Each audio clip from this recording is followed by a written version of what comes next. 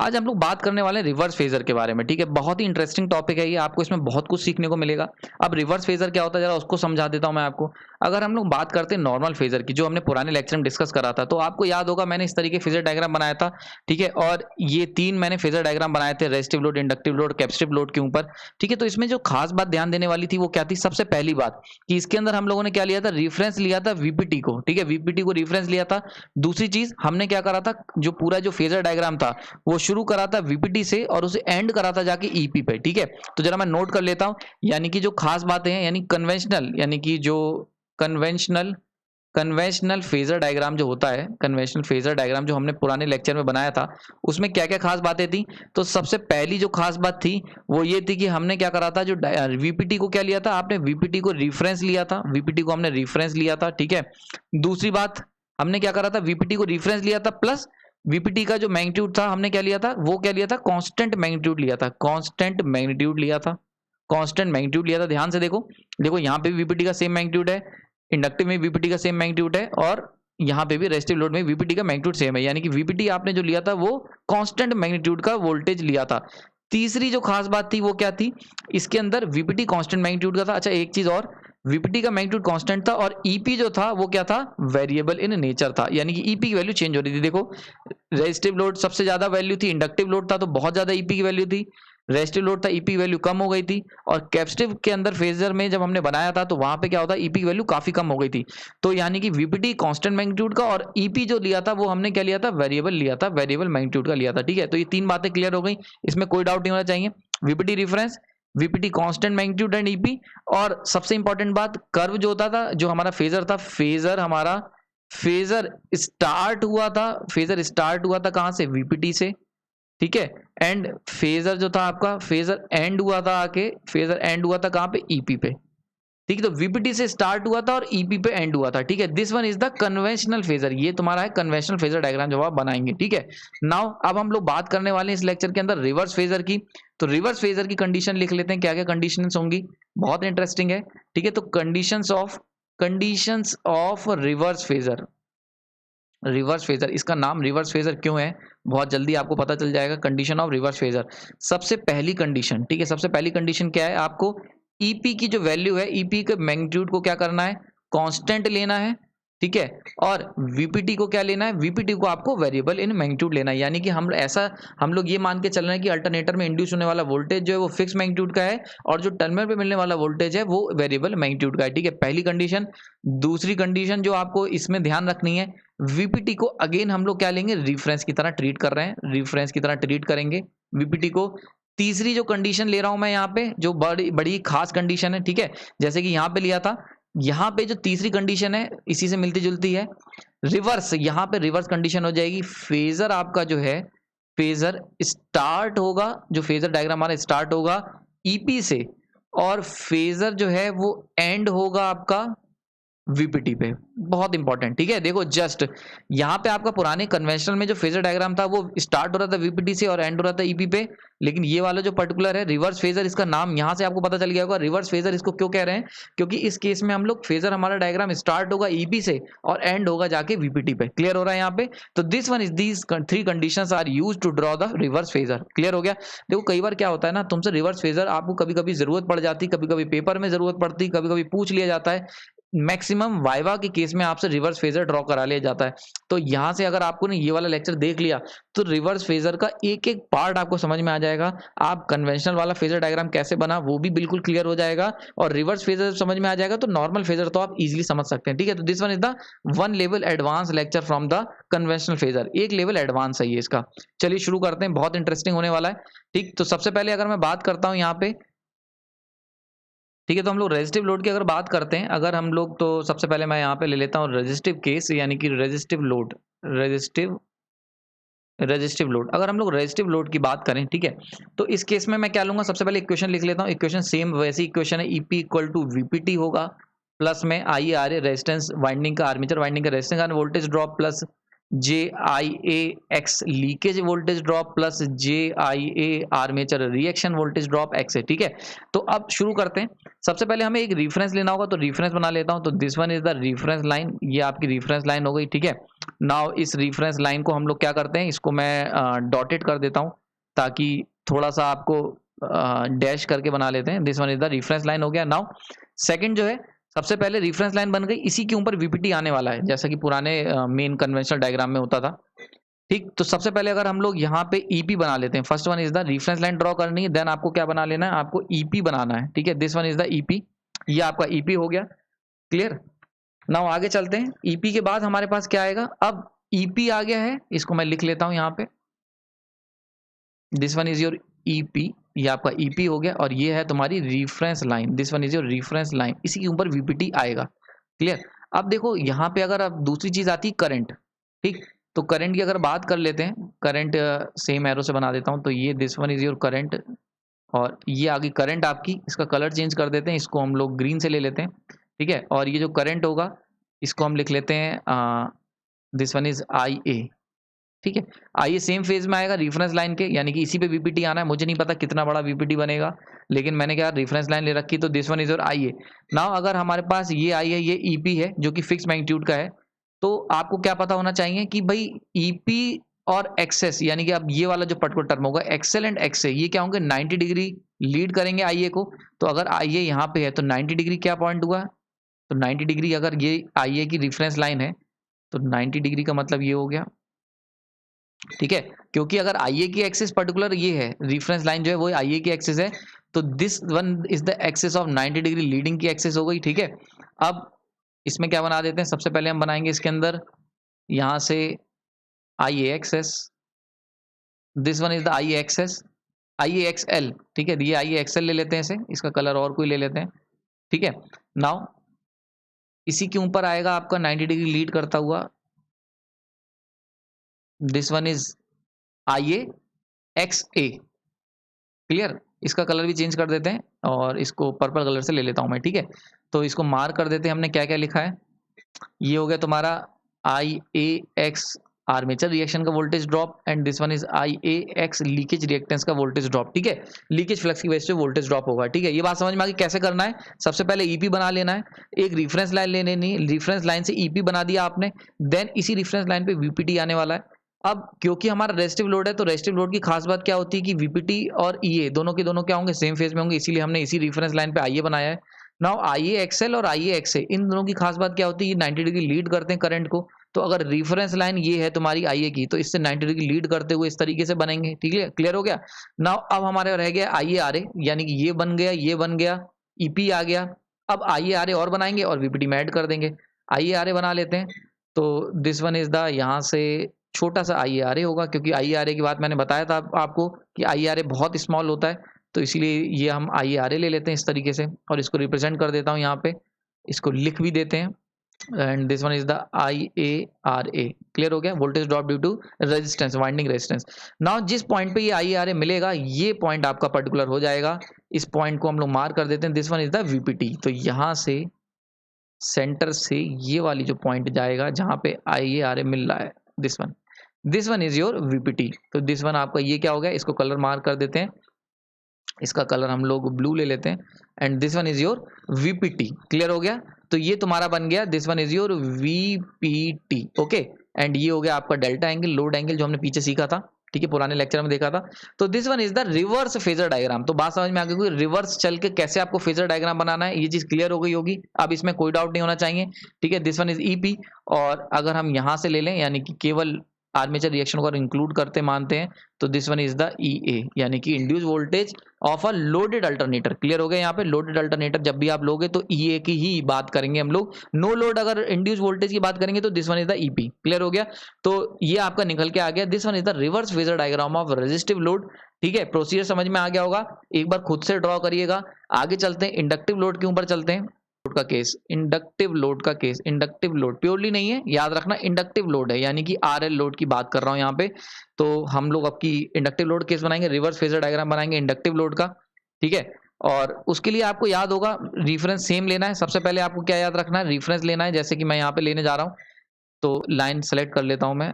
सबसे पहले आपको रेफरेंस लाइन बना देनी है, ये हो गई आपकी रेफरेंस लाइन। इसको थोड़ा नीचे शिफ्ट करते हैं, this one is your reference line ले लेनी है, क्लियर। और इसको हम लोग थोड़ा सा डैश डैश में बना लेते हैं क्योंकि फुल लाइन नहीं सही लगेगी, ये ठीक है। ओके, तो this one is the reference line, clear. Now second आएगा आपका ईपी, जैसा हमने पहले बनाया था।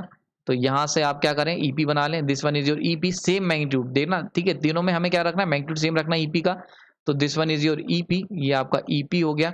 And this one is the reference line, ये आपकी रेफरेंस लाइन हो गई, क्लियर हो गया यहाँ पे। नाउ अब इसी रेफरेंस लाइन पे वीपीटी आने वाला है। नाउ खास बात क्या होती है इंडक्टिव लोड केस में कि इसके अंदर जो आर्मेचर करंट होगा आईए, ये वीपीटी को क्या करेगा, लैग करेगा। ये क्या करेगा, लैग करेगा, ठीक है, थोड़ा एंगल पे। तो लैग करता हुआ बना देते हैं इसे। तो ये हमारा आईए जो होगा वो थोड़ा सा लैग करेगा, इसको ले लेते हैं इस तरीके से, क्लियर हो गया यहाँ पे। और कलर इसका चेंज कर देते हैं, कलर हम लोग ग्रीन ले लेते हैं, ठीक है। दिस वन इज द आईए।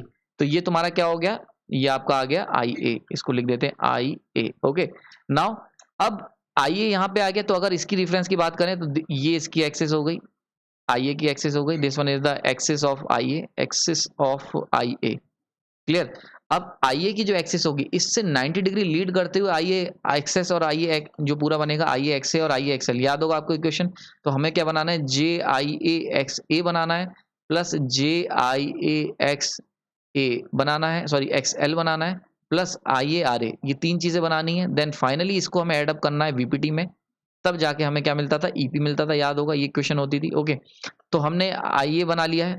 अब हम शुरुआत करेंगे आई ए एक्स ए और आई ए एक्सएल की। इन दोनों की खास बात क्या होती है, 90 डिग्री लीड करते हैं वोल्टेज को, तो अगर करंट को, सॉरी, तो अगर ये करंट की रेफरेंस लाइन है तो इससे 90 डिग्री लीड करेंगे। और कहाँ पे मिलते थे, ईपी पे मिलते थे जाके। तो ईपी से अगर हम लोग क्या करें, 90 डिग्री लीड करती हुई लाइन बनाए, करंट से 90 डिग्री लीड करती हुई जो ईपी को टच करे, तो कुछ इस तरीके से जाएगी, क्लियर हो गया यहाँ पे। तो ठीक है, आई होप समझ में आ रहा होगा, क्लियर हो गया। तो अब जरा इसको बना लेते हैं। तो दिस वन इज द, यहां से यहां तक की एक लाइन हो जाएगी इसी सेम उसमें। इसको थोड़ा सा हम लोग टिल्ट कर देते हैं, ये ठीक है। दिस वन इज ओके, ये हो गया। ओके, इसको हम कलर चेंज कर देते हैं और कलर इसका ग्रीन ले लेते हैं, ब्लू ले लेते हैं, ठीक है। चलो ग्रीन ले लेते हैं। ओके, तो दिस वन इज द, ये वाली कौन सी पॉइंट हुई, ये मैंने बनाया आपके लिए, इसको मैं लिख देता हूं। This one is I A X L, leakage, leakage की वजह से जो वोल्टेज ड्रॉप होगा ये 90 डिग्री देखो लीड करता हुआ आया है करंट के। तो करंट की जो एक्सेस थी, रेफरेंस लाइन थी करंट की एक्सेस, उससे 90 डिग्री लीड कर रहा है, यही तो हमारी कंडीशन थी। क्योंकि करंट और वोल्टेज क्या होंगे, 90 डिग्री लीड करेंगे इन केस ऑफ इंडक्टर। तो this one is I XL. Now second हम लोग फेजर ड्रॉ करते हैं। अब इसी में आई एक्सएल में हम लोग क्या करेंगे, एक और ऐड कर देते हैं, ये हो गया तुम्हारा। दिस वन इज सेम, इसका कलर चेंज कर देते हैं और इसका कलर हम लोग ले लेते हैं ब्लू, ठीक है। तो दिस वन, ये क्या हो गया तुम्हारा, this one is your I A X A, voltage drop due to armature reaction, ठीक है। दिस वन, ये दोनों हो गए, क्लियर हो गया। अब देखो अभी अब क्या रह गया, यानी कि हमने ये वाला बना लिया, एक्सएल बना लिया, एक्सए बना लिया। नाउ फाइनली आर ए बनाना रह गया है। आर ए क्या होगा, सेम फेज में होगा करंट के, ठीक है। तो करंट के सेम फेज में बना देते हैं आर ए को, ठीक है। तो अगेन सेम मैं एक एरो सेलेक्ट करता हूँ और आर ए अगर सेम फेज में बनाएंगे तो कुछ इस तरीके से आएगा, क्लियर हो गया यहाँ पे। दिस वन इज, देखो दोनों के दोनों क्या है, पैरेलल में है। और अगर ये पैरेलल में है तो इसको थोड़ा सा नीचे खींच देते हैं, यहाँ से स्टार्ट होगा ये। ओके, ये हो गया, क्लियर हो गया। तो this one is I XL, this one is I x A, clear हो गया, इस तरीके से बनेगा। एंड ये जो पर्टिकुलर मैंने अभी बनाया है, ये क्या चीज हो जाएगी, इसको मैं लिख लेता हूँ, ये है तुम्हारा, इसकी ये क्वांटिटी क्या है, ये है आपकी आई ए आर ए, ठीक है। नाउ जहां पे टच कर रहा है यहाँ पे हम लोग इसको कनेक्ट करता हुआ बना देंगे। तो फाइनल हमारे पास आ गया, this one is your final. And ये इसका कलर चेंज कर देते हैं एंड ये आपके पास क्या निकल के आया है, this one is your VPT, ये आपका निकल के आ गया है VPT, this one is your VPT. Okay, तो देखो हमने ईपी से स्टार्ट करा एंड देन रिवर्स में मूव करते हुए हम लोगों ने इसको कंप्लीट कर दिया, ठीक है। तो आई होप ये समझ में आ गई होगी किस तरीके से बनाना है आपको, ठीक है।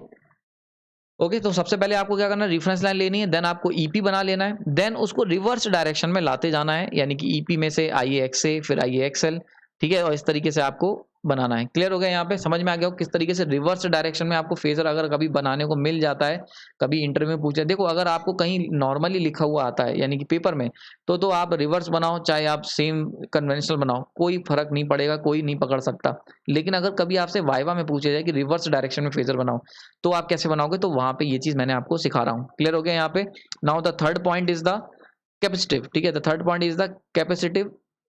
अगर हमारे पास कैपेसिटिव लोड है, कैपेसिटिव लोड है, तो उस केस में रिवर्स फेजर कैसे बनेगा? ठीक है, तो अच्छा, रिवर्स फेजर की एक बहुत खास बात होती है, यानी कि जो आप कन्वेंशनल फेजर से अलग करती है इसे, और वो खास बात मैंने यहाँ पे बताई है। वीपीटी आपका वेरिएबल होगा, जबकि कन्वेंशनल में आपका ईपी वेरिएबल होता था। ठीक है, तो अगर आपसे कभी भी याद रखना, अगर कभी फेजर बनाने को आ जाता है रिवर्स वाला, यानी कि अगर आपसे कहा जाए फेजर डायग्राम बनाइए विद कांस्टेंट ईपी, तो आप ये वाला रिवर्स फेजर डायग्राम बनाएंगे। और उसमें खास बात क्या होगी कि वीपीटी का तो मैग्नीट्यूड चेंज होता रहेगा, लेकिन देखो वीपीटी यहाँ पे सर्टेन क्वांटिटी का था, यहाँ पे देखो वीपीटी छोटा हो गया इंडक्टिव लोड के अंदर। ठीक है, यानी कि हमने इन दोनों को समझ में आ रहा होगा। लेकिन अगर आपसे कहा जाए तो कन्वेंशनल बनाइए, तो कन्वेंशनल फेजर में वीपीटी की होगा, कांस्टेंट मैग्नीट्यूड का होगा, ईपी चेंज होगा। जो बुक्स में आपको मिलेगा वो कन्वेंशनल फेजर डायग्राम मिलता है, या देख चेक करना आज उसको जाके, उसमें वीपीटी की कांस्टेंट मैग्नीट्यूड का होगा और ईपी चेंज होगा। जबकि अगर जो मैं यहाँ बता रहा हूँ आपको रिवर्स फेजर, तो इस केस में क्या होगा, ईपी की वैल्यू जो होगी वो मैग्नीट्यूड कांस्टेंट होगा, जबकि वीपीटी क्या होगा, चेंज होता रहेगा। ठीक, तो ये थोड़ी थोड़ी बारीकियां, इसको ध्यान रखना। लाओ जल्दी से लास्ट फेजर बना लेते हैं। सेम हमें क्या करना है, हमने क्या करना है, एक रेफरेंस लाइन ले लेनी है। ठीक है, इस रेफरेंस लाइन ये मैंने ले ली, और इसको अगेन हम लोग डैश डाल देते हैं इसके अंदर इस तरीके से पर्टिकुलर। ठीक है, अब क्या करना है, सबसे पहले ईपी बनाना होता है, जैसे मैं हर बार बनाता हूं, तो यहां से हम लोग ईपी बना लेंगे। ये हमारे पास ईपी आ गया सेम मैग्नीट्यूड का। ओके, मार्क कर देता हूं ईपी। नाउ खास बात क्या होती है, अगर हम इस पर्टिकुलर केस की बात करें, तो करंट क्या होगा, लीड करेगा, तो करंट को लीड करा देते हैं रेफरेंस से। तो करंट को हम मान के चलते हैं ईपी से भी लीड कर रहा है, तो दिस वन इज आईए। इसको हम लोग कलर चेंज कर देता हूं मैं, और इसको मैं लिख देता हूं, ये हो गया तुम्हारा आई ए। ठीक है, आई ए क्या है, लीड कर रहा है, वीपीटी से लीड करेगा कैपेसिटिव लोड में। इंडक्टिव लोड है RL load, sorry capacitive load है आरएल, आरसी लोड है ये। क्लियर हो गया यहाँ पे? नाउ अगर हम इस पर्टिकुलर केस की बात करें, तो यहाँ पे अगर मैं इसका रेफरेंस ड्रॉ करूँ, तो this one is the reference line of I A, this one is the axis, axis of I A. ये आई ए की एक्सिस हो गई। अगर आई ए की एक्सिस है, तो भाई यहाँ पे इससे 90 डिग्री, अगर हम बात करते हैं 90 डिग्री वाली बात, जो हर बार मैं कहता हूँ कि आई ए एक्सेल, आई ए एक्से और आई ए एक्सेल बनाने के लिए मुझे 90 डिग्री चाहिए, तो 90 डिग्री कुछ इस तरीके से पास होगा। ठीक है, तो दिस वन इज द, ये हो गया तुम्हारी 90 डिग्री, 90 डिग्री की एक्सिस हो गई। ठीक है, तो यानी कि आपका जो यहाँ से ये हम बना लेंगे, सॉरी इसको मैं रिवर्स कर देता हूँ। ठीक है, यहाँ से हम लोग बनाएंगे, ये आ गया हमारे पास एक, ये आ जाएगा आपका, दिस वन इज द, इसका कलर चेंज कर देना, ये हो गया आई ए एक्स ए। ठीक है, ये आपका क्या बना दिया मैंने, this one is your I A X A. Armature reaction का बनाया है यहाँ पे। ठीक है, ईपी के बाद क्या था, आर्मेचर रिएक्शन आता था। देन उसके बाद हम लोग क्या बनाएंगे, देन सेकंड आ जाएगा आपका एक और फेजर इसी डायरेक्शन में 90 डिग्री लीड करता हुआ वोल्टेज करंट को, और ये तुम्हारा हो जाएगा, इसको मैं लिख देता हूँ I A X L, voltage drop due to leakage reactance. ठीक है, ये हो गया। नाउ अब रेजिस्टेंस बनाना रह गया है। ठीक है, इसको क्लियर हो गया यहाँ पे, अब रेजिस्टेंस बनाना रह गया है। नाउ रेजिस्टेंस बना देते हैं, तो रेजिस्टेंस को हम लोग बना देते हैं यहाँ से, ये अगर हम इस पर्टिकुलर को पकड़े, वेट, अगर इसको बना दें थोड़ा सा और इसको बढ़ा देते हैं, यहाँ तक कर लेते हैं। ठीक है, ना अब इसके अंदर रेजिस्टेंस ऐड करना रह गया रेफरेंस से, तो रेजिस्टेंस बहुत स्मॉल है और इन द सेम फेज होगा इसके पैरेलल, तो इसके पैरेलल कुछ इस तरीके से, इसका रिवर्स। ठीक है, ये wait, this one is your, ये हो गया। ओके, ठीक है, इसको थोड़ा सा शिफ्ट कर देते हैं और थोड़ा सा शिफ्ट कर देते हैं, तो दिस वन इज योर। ठीक है, तो ये आपका आ गया, ये आपका आ गया रेजिस्टेंस का एरो, यानी कि रेजिस्टेंस का फेजर आई आर ए का। क्लियर हो गया यहाँ पे? तो इसको थोड़ा सा और एक्सटेंड कर देते हैं, यहाँ तक मिला देते हैं। क्लियर हो गया? तो इसको मेंशन कर देता हूँ, कलर चेंज कर देते हैं, इसका कलर ले लेते हैं हम लोग, ग्रीन कर देते हैं। क्लियर हो गया? इससे कि थोड़ा सा डिफरेंस होता रहे। तो दिस वन इज योर, ये तुम्हारा क्या है, ये है आपका आई ए आर ए। क्लियर हो गया? तो देखो आई आर ए आ गया, आई एक्सएल आ गया, आई एक्स आ गया, ईपी आ गया, आई आ गया, ये सारी चीजें समझ में आ गई होंगी। अब जब ये सारी चीजें, यानी कि ईपी में अगर हम इन तीनों को माइनस कर दें, या कह सकते हैं जहां पे ये चीज टच करेगी, यहां से आपका बनेगा वीपीटी, यानी कि फाइनल और फाइनल हम लोग बना देते हैं। तो this one is your VPT. Okay, ये आपका आ गया। इसका कलर मैं चेंज कर देता हूँ, कलर मैं इसका ब्लू कर देता हूँ, ठीक है। और ये तुम्हारा मिल गया फाइनली व्हाट वी कॉल्ड, ठीक है, ये फाइनली आपको मिल जाएगा वीपीटी। वीपीटी ओके, समझ में आ रही है। तो this one is your final VPT, यानी कि अगर कैपेसिटिव लोड लोगे तो इस तरीके का वीपीटी मिलेगा। एंड दिस वन, इनके बीच का जो एंगल होगा ये हो गया cos थीटा एंगल, और ई और वी के बीच का एंगल जो होगा वो होगा लोड एंगल। क्लियर हो गया। तो कैपेसिटिव लोड में अगर हम लोग फिक्स्ड यानी कि सेम वोल्टेज मैग्नीट्यूड का इंड्यूस वोल्टेज है हमारा, फेज वोल्टेज ईपी है, तो ऐसे केस में देखो वीपीटी बहुत ज्यादा मिल रहा है। क्लियर हो गया यहाँ पे। तो चेंज आपका इस तरीके से। तो this one is the phasor diagram of, reverse phasor diagram of कह सकते हैं हम लोग अल्टरनेटर। ये तीन मैंने बनाया रिवर्स फेजर डायग्राम। पहला वाला बनाया, ये बनाया हमने रेसिस्टिव लोड के लिए, देन हमने सीखा इंडक्टिव लोड के लिए, देन फाइनली हमने सीखा कैपेसिटिव लोड के लिए। तीनों में खास बात क्या है, तीनों में हमने जो फेज वोल्टेज है उसकी वैल्यू सेम रखी, इंड्यूस्ड फेज वोल्टेज की वैल्यू सेम रखी है, और वीपीटी की वैल्यू को वेरी करवाया है, और रिवर्स डायरेक्शन बनाया, यानी कि सबसे पहले ईपी बनाया है, देन लास्ट में जाके मैंने वीपीटी को बनाया है। ठीक है, क्लियर हो रहा है यहाँ पे। तो आई होप ये रिवर्स फेजर आपको मजा आया होगा इसको समझने में। ये मैंने एक अलग तरीके का बनाया था, जनरली आप किसी बुक में नहीं मिलेगा। यानी कि एक ऐसे ही मैंने सोचा कि क्या पता रिवर्स डायरेक्शन में अगर कई बार आपसे क्वेश्चन पूछ लिया जाए तो आप इसको कैसे सॉल्व करोगे। तो ये केवल आपके लिए एक इंटरेस्टिंग फन बेस्ड वीडियो है, ठीक है, जिससे कि आपको थोड़ा सा क्लियरिटी और मशीन से आपको थोड़ा प्यार हो जाए, ठीक है, कि किस तरीके से आपको रिवर्स डायरेक्शन में ही फेजर बनाने को मिल सकता है। अगर आएगा तो कैसे बनाओगे, ये आपकी सोचने की कैपेबिलिटी को बढ़ाएगा और मशीन में आपको थोड़ा सा और इन्वॉल्व करेगा, फेजर्स की अंडरस्टैंडिंग को आपको थोड़ा सा और बढ़ाएगा। ठीक है, आपने अपना कीमती समय दिया उसके लिए धन्यवाद। आने वाले लेक्चर्स में हम लोग इनका थोड़ा डिटेलिंग जानेंगे, और जितने भी फेजर बनाए हैं इनका मतलब क्या है और ये क्या बात कहना चाहते हैं, क्या कहानी इन फेजर डायग्राम की जुबानी हम लोग समझेंगे और इनको सीखेंगे। तब तक के लिए धन्यवाद।